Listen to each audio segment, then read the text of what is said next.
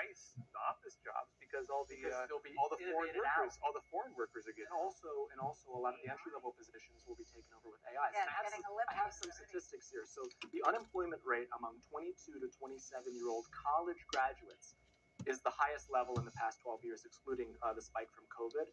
In just a few months ago, the Federal Reserve of New York came out with data saying that joblessness among 22 to 27-year-old college grads is higher than the overall unemployment rate. It's maintained that. So our unemployment rate, now that it went down a bit, 4.1, it's still 5.8 for those college grads with a college degree. But I wouldn't feel so bad if you do have a college degree, because if you don't, the overall pool for that age group is 6.9%.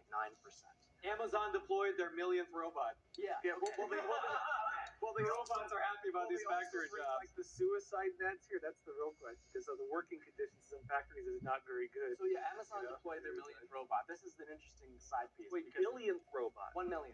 That's still a lot. So it's pretty interesting because I looked at their 10K this morning, and they employ 1.5 million people. Wow. And now they have 1 million robots. So pretty soon they're getting to the point where they're going to have more robots working for them than they have people. Like sheep in They're New very Zealand. close. Yeah, exactly. They're very close. So their CEO actually was just on CNBC, and he came there after he gave a letter to all of his company's staff. This is what he said. I thought it was really interesting. When you have really unusual transformative technology like that, you have two choices, two macro choices. You can either lean into it, embrace it, and figure out how to make your customer experience better and shape it, or you can wish it away and then have it happen to you and chase it. And I think that in the history of technology changes, you're better off with the former, and that's what we're going to do.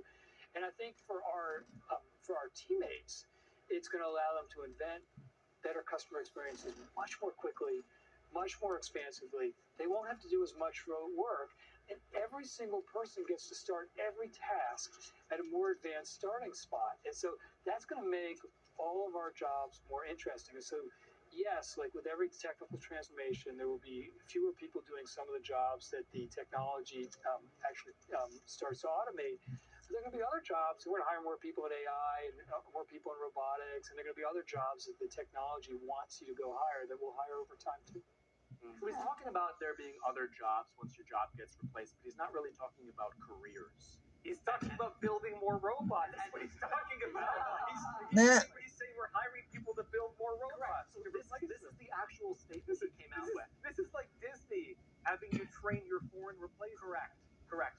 This is what he came out with. He said, we need fewer people doing some of the jobs that are being done today, and more people doing other types of jobs. But then he says, but in the next few years, we expect it will reduce our total corporate workforce as we get efficiency gains.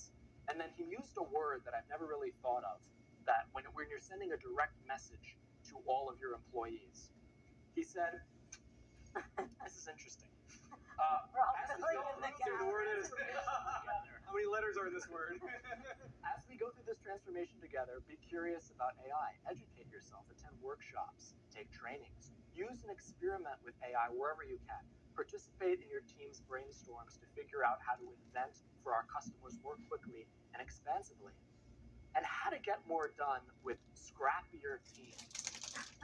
Scrappier teams is not a reassuring statement. I like it. So he's talking about fewer people, and the sole skill they have is using AI. You've been working with all these people. Things are going to get a little scrappy. Wait, so this is the real story then, is the reason the jobs are low is because the robots are taking the job. Correct. And I'd imagine every robot probably does the jobs the least suited to people, at least. They haven't. Okay, so there's a lot of room to go, Josh. They haven't taken many of the jobs yet. They're doing certain things.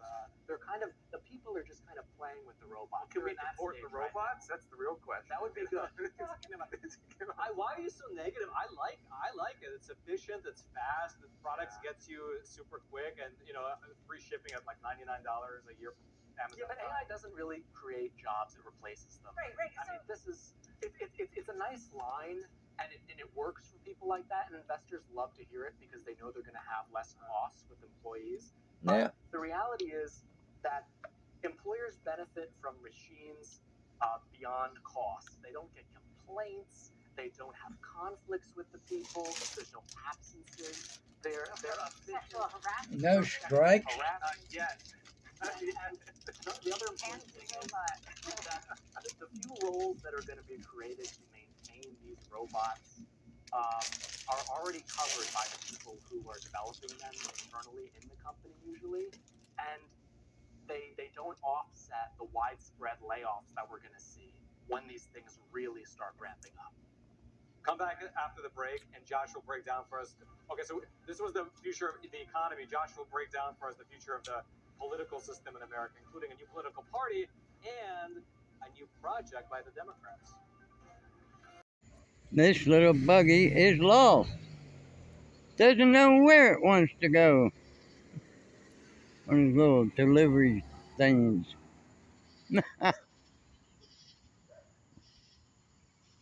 Doesn't know where it needs to go. It's lost.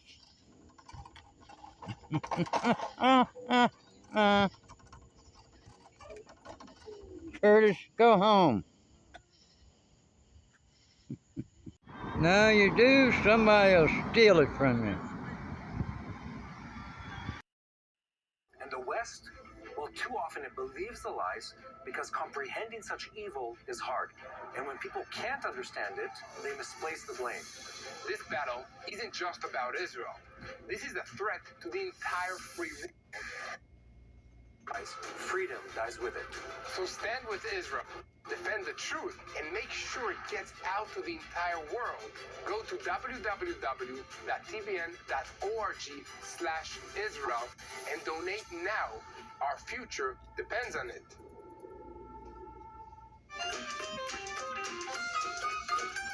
We watched this thing, together for the first time.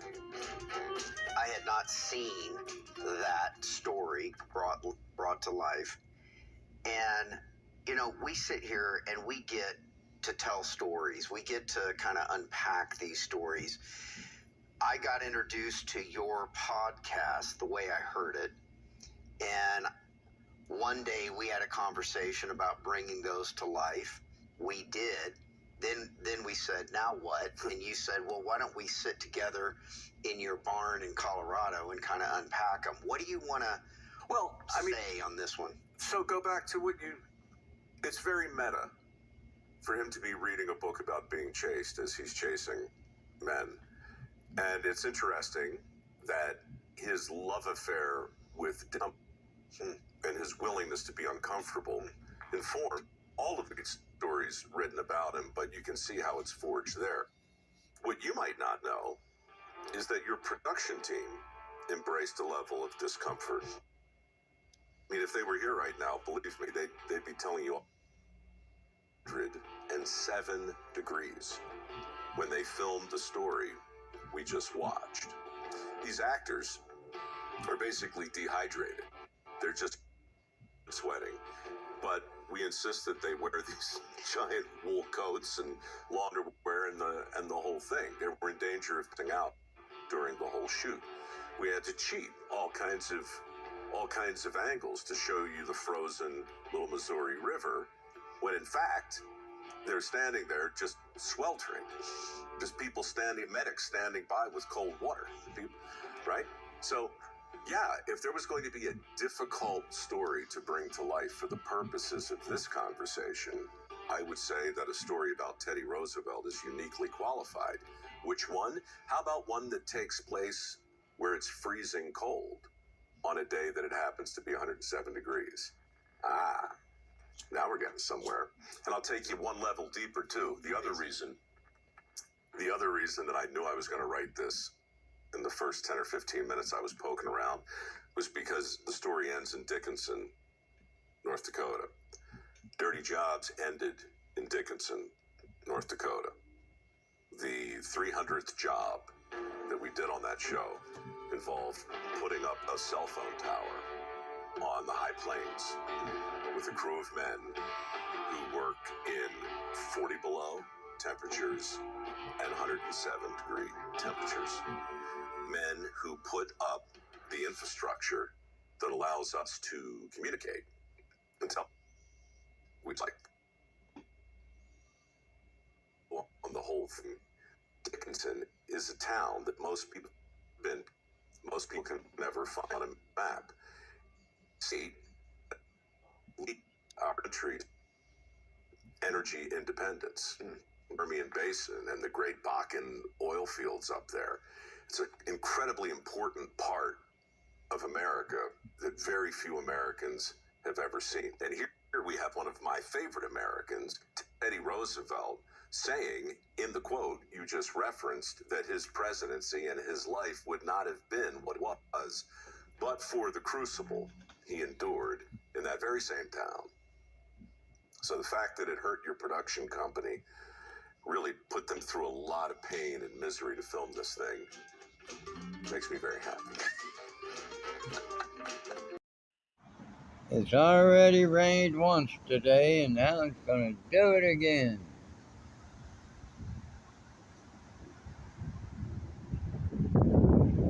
You can hear the thunder in the back. There you go.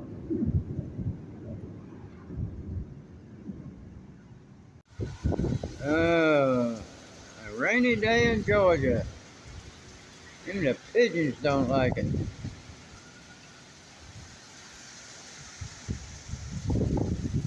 Coming in from out of the rain.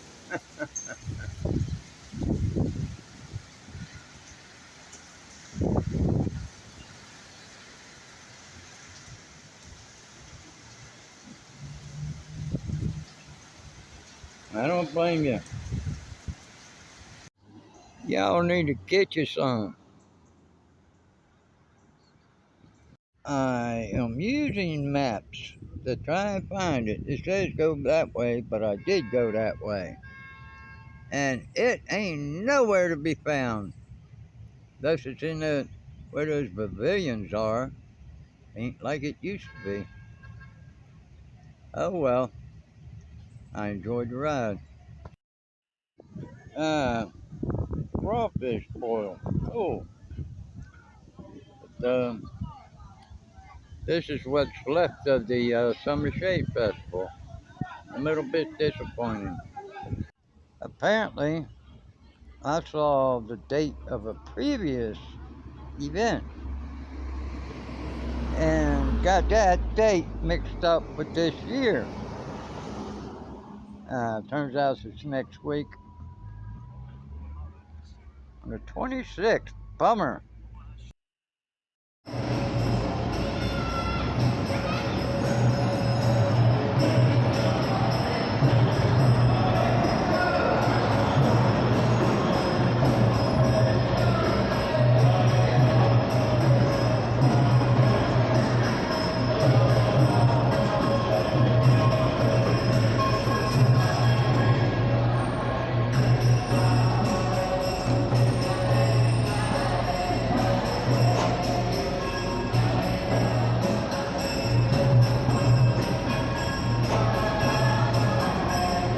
Have some music.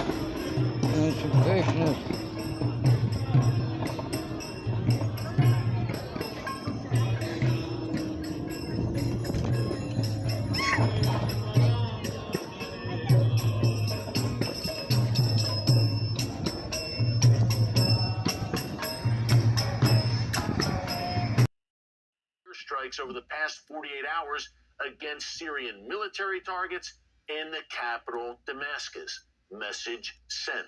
Here's more from Israeli Prime Minister Benjamin Netanyahu.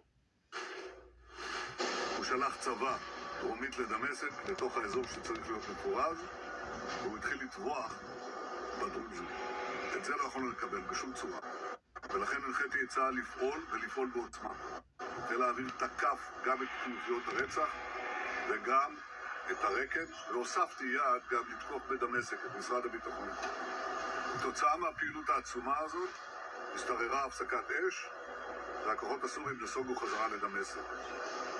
זה חשוב, והפסקת אש שהושגה מתוך עוצמה.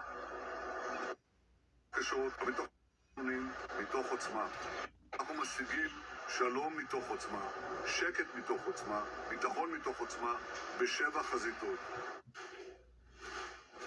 Folks, key point there. In the Middle East especially, you establish peace through strength. Once the Syrian jihadis felt the sting of Israeli fighter jets, they retreated. And hopefully things will now quiet down. But in the world's most chaotic region, you can expect the unexpected. We saw it back in May when President Trump surprised many by dropping sanctions against Syria and giving Ahmed al-Shara a chance to prove that he was sincere about peace. The president felt it was worth the risk. If al-Shara truly has changed his spots, then Syria could potentially join the Abraham Accords with Israel and be flipped away from the likes of Iran, China, Russia, and North Korea. But if al-Shara is the same old al-Qaeda terrorist in sheep's clothing, sanctions will be back on and al-Shara could be driven out of power. We may soon find out which way the winds will blow in Syria. So why do events unfolding right now over there matter to every American right here? Top advisor to Israeli Prime Minister Benjamin Netanyahu, Carolyn Glick, joins us to break it down next.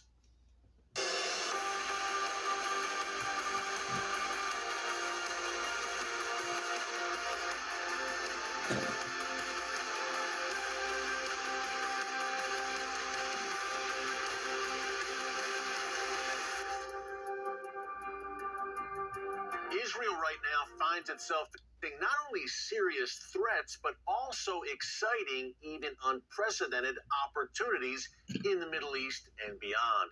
No one knows this better than Carolyn Glick, International Affairs Advisor to Israeli Prime Minister Benjamin Netanyahu. She joins us now. Carolyn, always great to see you. And hey, we want to dig into Syria, Iran, and all the latest. But you and I were both just in Washington, D.C. last week. You, of course, were part of the Prime Minister's delegation meeting with President Trump. What were your big takeaways from those meetings, Carolyn, especially as this partnership between Trump and Bibi, I believe, is making history in real time? It seems like it was a great meeting overall. What were your big takeaways being part of that delegation and being in the room? I think what we're really seeing is that these two extraordinary leaders, President Trump in the United States and Prime Minister Netanyahu in Israel, have forged a common language of how to contend with the threats in this region and the opportunities in this region. We've never had this kind of